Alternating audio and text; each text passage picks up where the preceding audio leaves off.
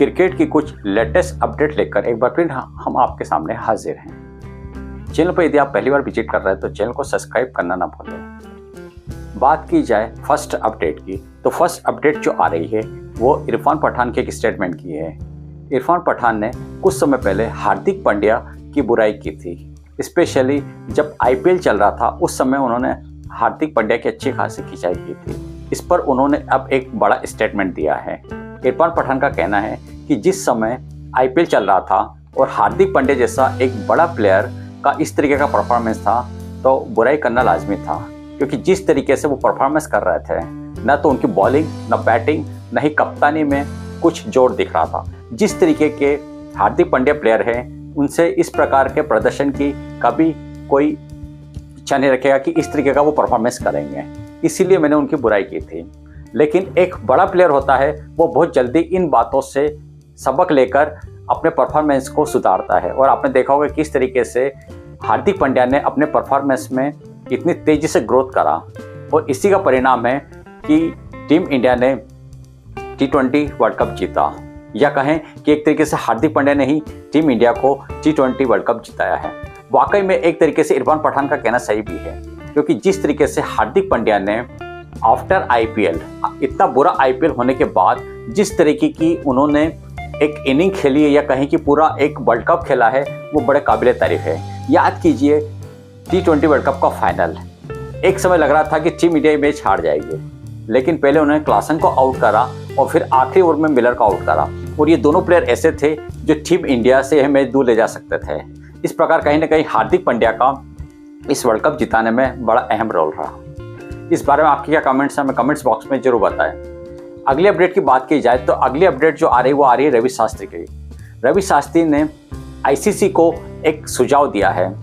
रवि शास्त्री ने कहा कि यदि आईसीसी को टेस्ट फॉर्मेट को सुधारना है, या कहें कि टेस्ट की तरफ ज़्यादा से ज़्यादा क्रिकेट प्रेमियों को लाना है, तो उन्हें टीमों की संख्या कम करनी चाहिए। क्योंकि इस समय करीब 12 टीमें हैं जो टेस्ट मैच खेल रही हैं, लेकिन उसमें से कुछ टीमें इस तरीके की है कि वो परफॉर्मेंस अच्छा नहीं कर पाती है, जिसके कारण जो क्रिकेट प्रेमी हैं वो टेस्ट क्रिकेट को नहीं देखते हैं। इसलिए मेरा सुझाव ये है कि आने वाले समय में आईसीसी केवल 6 या 7 जो टॉप टीमें हैं उन्हीं के बीच में टेस्ट क्रिकेट करवाएं। इससे एक फ़ायदा तो ये होगा कि एक अच्छा क्रिकेट देखने को मिलेगा, प्लस जो क्रिकेट प्रेमी टेस्ट से दूर जा रहे हैं वो वापस टेस्ट की तरफ मुड़ेंगे। और यदि कोई टीम अच्छा परफॉर्मेंस नहीं करती है तो उनको नीचे हटा के उनकी जगह दूसरी टीमें लाई जा सकती हैं। इस प्रकार कहीं ना कहीं रवि शास्त्री का कहना सही भी है, क्योंकि जिस तरीके से जो नीचे की टीमें हैं वो इस प्रकार का परफॉर्मेंस नहीं कर पाती हैं, इसी कारण से लोग टेस्ट से दूर होते जा रहे हैं। अगली अपडेट की बात करें तो अगली अपडेट जो आ रही है वो डेविड वार्नर के रिटायरमेंट के लिए। डेविड वार्नर ने जैसे ही T20 वर्ल्ड कप हुआ था उसके पहले ही उन्होंने घोषणा कर दी थी कि इस T20 वर्ल्ड कप के बाद मैं इंटरनेशनल क्रिकेट से संन्यास ले लूँगा। अब फिर उन्होंने एक बड़ा स्टेटमेंट दिया है। उन्होंने कहा है कि मैंने वैसे तो इंटरनेशनल क्रिकेट से रिटायरमेंट ले लिया है, लेकिन यदि टीम की ज़रूरत हो तो मैं चैंपियंस ट्रॉफी के लिए उपलब्ध रहूँगा। कहीं ना कहीं डेविड वार्नर ने एक इच्छा जताई है कि उनकी इच्छा है कि वो चैंपियंस ट्रॉफी के साथ एक वनडे क्रिकेट में वापसी करें। और उन्होंने आगे ये भी कहा कि मैं क्रिकेट लीग खेलता रहूँगा, लेकिन यदि टीम को लगता है कि मेरी ज़रूरत है तो मैं टीम के लिए हमेशा उपलब्ध रहूँगा। अब देखना है कि ऑस्ट्रेलिया क्रिकेट बोर्ड इस पर गौर करता है या नहीं। अगली न्यूज़ की यदि बात की जाए तो अगली न्यूज़ जो आ रही है वो आ रही है स्टार क्रिकेटर या star bowler James Anderson.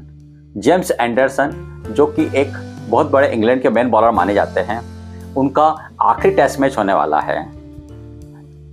West Indies के अगेंस्ट होने वाला जो टेस्ट मैच रहेगा, जो पहला टेस्ट जो इंग्लैंड और वेस्ट इंडीज़ के बीच 10 जुलाई को खेला जाएगा, वह जेम्स एंडरसन का आखिरी टेस्ट मैच होगा। इस मैच के पहले जेम्स एंडरसन ने एक स्टेटमेंट जारी करा। उन्होंने कहा कि मैंने इंग्लैंड के लिए काफ़ी क्रिकेट खेला है और कभी तो मुझको रिटायरमेंट लेना था, और मुझको लग रहा है कि ये मेरे लिए सही समय है। मैंने इंग्लैंड के लिए काफ़ी अच्छा क्रिकेट खेला और काफ़ी सेवा करी है। अब कभी न कभी मुझे रिटायरमेंट लेना था, इसलिए मुझको लगता है कि मेरे लिए सही समय यही है। वाकई में जेम्स एंडरसन एक बड़े प्लेयर माने जाते हैं। जिस तरीके से खास करके यदि बात की जाए इंग्लैंड में जो टेस्ट बॉलिंग होती है या टेस्ट जो बॉलर होता है उसको खेलने में जो तकलीफें होती हैं वो सब जेम्स एंडरसन ने दिखाई हैं, क्योंकि जिस तरीके से उन्होंने बैट्समैनों को या बड़े बड़े बैट्समैन को आउट करा वाकई में काबिल तारीफ है। देखना है कि जेम्स एंडरसन की जगह अब इंग्लैंड में उनको कौन भरपाई करेगा। बात की जाए अगली अपडेट की, अगली अपडेट जो आ रही है वो आ रही मालदीव गवर्नमेंट की। मालदीव गवर्नमेंट जो थी उनकी ओर से टीम इंडिया को एक ऑफर दिया गया है। कहा गया है कि यदि टीम इंडिया एंजॉय करने के लिए मालदीव टूर पर आना चाहती है तो वो आ सकती है, क्योंकि आपने देखा होगा कि मालदीव घूमने के लिए बहुत से टूरिस्ट वहाँ पर जाते हैं और मालदीव गवर्नमेंट का कहना है कि यदि मालदीव में टीम इंडिया आती है तो हम उनका स्वागत करेंगे। इस प्रकार कहीं ना कहीं मालदीव का यह ऑफर इंडिया और मालदीव के एक अच्छे रिलेशन की ओर भी इशारा करता है। अब देखने की टीम इंडिया इस बारे में क्या डिसीजन लेती है। अगली न्यूज़ की यदि बात की जाए तो अगली न्यूज़ जो आ रही है वो आ रही है श्रीलंका टूर के लिए। श्रीलंका और इंडिया के बीच में 3 T20 और 3 वनडे मैचों की सीरीज 27 जुलाई को स्टार्ट हो रही है। और पहले ये कहा जा रहा था कि रोहित शर्मा और विराट कोहली इस सीरीज से वापसी करेंगे, लेकिन अब खबर ये आ रही है कि रोहित शर्मा, विराट कोहली और जसप्रीत बुमराह को इस सीरीज से आराम दिया जा सकता है, खास करके 3 वनडे मैचों की यदि बात की जाए, क्योंकि ऐसा कहा जा रहा है कि पिछले 6 महीने से यदि बात की जाए तो रोहित शर्मा ने तो बिल्कुल भी रेस्ट नहीं किया है। कोहली ने थोड़ा रेस्ट कर लिया था, इसीलिए चैंपियंस ट्रॉफी के लिए उनको तरोताज़ा करने के लिए उनको रेस्ट दिया जा रहा है। अब बात की जाए कि इस सीरीज में खास करके यदि बात की जाए कि वनडे की कप्तानी कौन करेगा, तो इसके लिए 2 नाम आ रहे हैं, या तो केएल राहुल हो सकते हैं या हार्दिक पांड्या। और इस तरीके से लग रहा है कि केएल राहुल हो सकता है। वहीं हार्दिक पांड्या की बात की जाए तो हार्दिक पांड्या को T20 की कैप्टनसी दी जा सकती है, क्योंकि ऐसा भी कहा जा रहा है कि कोच गौतम गंभीर श्रीलंका टूर से टीम इंडिया को ज्वाइन करेंगे, तो उनकी जो स्ट्रेटजी रहेगी, उनकी जो प्लानिंग रहेगी, उस प्लानिंग की अलग चलेगी। तो उस प्लानिंग के हिसाब से यदि ऐसा कहा जा रहा है कि हो सकता है कि हार्दिक पांड्या टीम की कैप्टनसी संभालें। अगली अपडेट की बात करें तो वो आ रही है कोच गौतम गंभीर की। इसके पहले कहा जा रहा था कि कोच गौतम गंभीर टीम इंडिया को एज ए जिम्बाब्वे टूर से ज्वाइन कर लेंगे, लेकिन फिर बीच में खबर आई कि वो कुछ समय के बाद टीम इंडिया को ज्वाइन करेंगे। लेकिन अब एक खबर ये आ रही है कि आखिर बहुत से क्रिकेट प्रेमियों का पूछना है कि इतनी देरी क्यों हो रही है, क्योंकि बीसीसीआई ने इसके बहुत पहले उनका इंटरव्यू वगैरह या सभी बातें थी, सब कुछ पूरी हो गई थी, लेकिन अभी तक इनका नाम डिक्लेयर नहीं करा। तो ऐसा क्या कारण थे जिसके कारण के नाम अभी तक डिक्लेयर नहीं किया?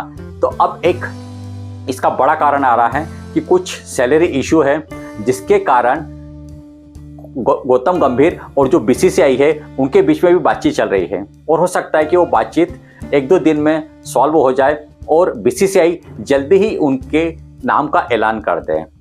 एक बात और है कि कोच गौतम गंभीर को ही बोल दिया गया है कि आप अपने सपोर्टिंग स्टाफ को चूज कर सकते हैं, और ऐसा भी कहा जा रहा है कि गौतम गंभीर खुद बैट्समैन थे, तो हो सकता है कि वो बैटिंग कोच नहीं रखे। अब देखना है कि सपोर्टिंग स्टाफ में गौतम गंभीर किन किन प्लेयर को सिलेक्ट करते हैं, ये देखने का विषय होगा। अगली न्यूज़ की बात करें तो अगली न्यूज़ जो आ रही है वो आ रही चैंपियंस ट्रॉफी। जी हाँ, चैंपियंस ट्रॉफी जो कि फरवरी-मार्च में पाकिस्तान में होना प्रस्तावित है, उसके लिए जो आईसीसी को प्रोग्राम भेजा गया था वो रिलीज कर दिया गया है। उस टूर प्रोग्राम की यदि बात की जाए तो उसमें कुल 8 टीमें पार्टिसिपेट करेगी। बात की जाए फर्स्ट ग्रुप में, तो फर्स्ट ग्रुप में पाकिस्तान, इंडिया, बांग्लादेश और न्यूजीलैंड की टीमें रहेगी। वहीं ग्रुप 2 की बात की जाए तो अफगानिस्तान, ऑस्ट्रेलिया, साउथ अफ्रीका और इंग्लैंड की टीमें रहेगी। बात की जाए कि टीम इंडिया अपने मैच या टीम इंडिया वहां पर जाएगी या नहीं, तो इसके लिए बहुत जल्दी डिसीजन लिया जाएगा, और यह डिसीजन इंडियन गवर्नमेंट द्वारा लिया जाएगा। और यदि टीम इंडिया चैंपियंस ट्रॉफी खेलने के लिए पाकिस्तान जाती है तो टीम इंडिया के सभी मैच जो रहेंगे वो लाहौर के गद्दाफी स्टेडियम में खेले जाएंगे। बात की जाए टीम इंडिया के यदि शेड्यूल की बात की जाए तो टीम इंडिया 3 मैच खेलेगी, एक बांग्लादेश के अगेंस्ट, एक न्यूजीलैंड के अगेंस्ट और एक पाकिस्तान के अगेंस्ट। यदि पहला मैच बांग्लादेश अगेंस्ट बात की जाए तो बांग्लादेश के अगेंस्ट जो टीम इंडिया मैच खेलेगी वो रहेगा 20 फरवरी को। इसके बाद 23 फरवरी को न्यूजीलैंड के अगेंस्ट मैच खेलेगी, और 1 मार्च को सबसे बड़ा मैच जो रहेगा वो रहेगा पाकिस्तान के अगेंस्ट। इसके बाद बात की जाए टॉप 2 टीमें जो दोनों ग्रुप से रहेगी वो सेमीफाइनल के लिए क्वालिफाई करेगी। सेमीफाइनल 5 और 6 मार्च को खेले जाएंगे।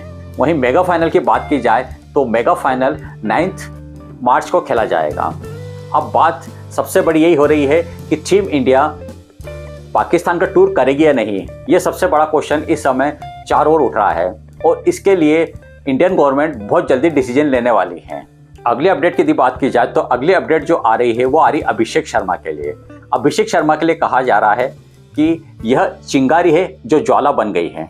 जी हाँ दोस्तों, अभिषेक शर्मा ने जब डेब्यू करा था, खास करके इंटरनेशनल T20 की बात की जाए तो वो पहले मैच में 0 पर आउट हो गए थे। तो इससे कहीं ना कहीं लग रहा था कि ये कैसा प्लेयर है जिसने IPL में तो धुआंधार प्रदर्शन करा था, लेकिन यहाँ पर पहले मैच में ही 0 पर आउट हो गए।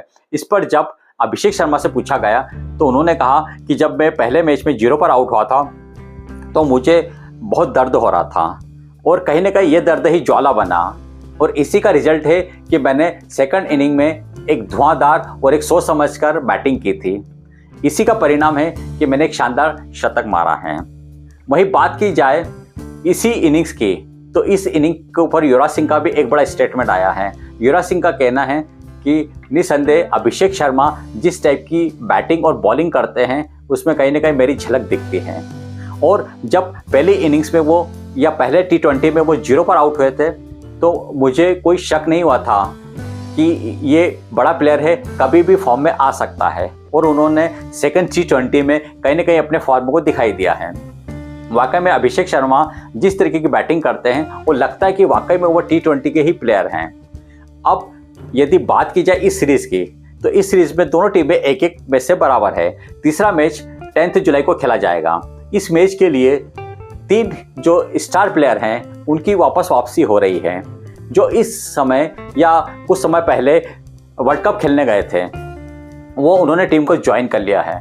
यशस्वी जायसवाल, शिवम दुबे और संजू सैमसन, इनके आने से कहीं ना कहीं टीम इंडिया को और मजबूती मिलेगी। अब एक बात और है कि इन तीनों के आने के बाद प्लस अभिषेक शर्मा की धुआंधार प्रदर्शन के कारण कहीं ना कहीं शुभमन गिल के लिए भी एक सरदर्द बन गया है कि आखिर वो टीम कॉम्बिनेशन किस प्रकार से खिलाए, क्योंकि 3 प्लेयर आने के बाद अभिषेक शर्मा भी हैं और जिस तरीके का अभिषेक शर्मा ने परफॉर्मेंस करा इससे उन्हें टीम में रखना जरूरी है। अब देखने का प्रश्न ये है कि वो किस प्रकार का कॉम्बिनेशन रखते हैं, यह देखने का विषय होगा। खास करके शुभमन गिल और जो BBS लक्ष्मण हैं जो इंटरिम कोच बने हैं, उन दोनों के लिए बड़ा सिरदर्द है कि वो अपनी प्लेइंग 11 क्या रखें। आपकी राय में यह मैच कौन सी टीम जीतेगी हमें कमेंट्स करके जरूर बताएं। साथ ही यदि आप चैनल पर पहले बार विजिट कर रहे हैं तो चैनल को सब्सक्राइब करना ना भूलें।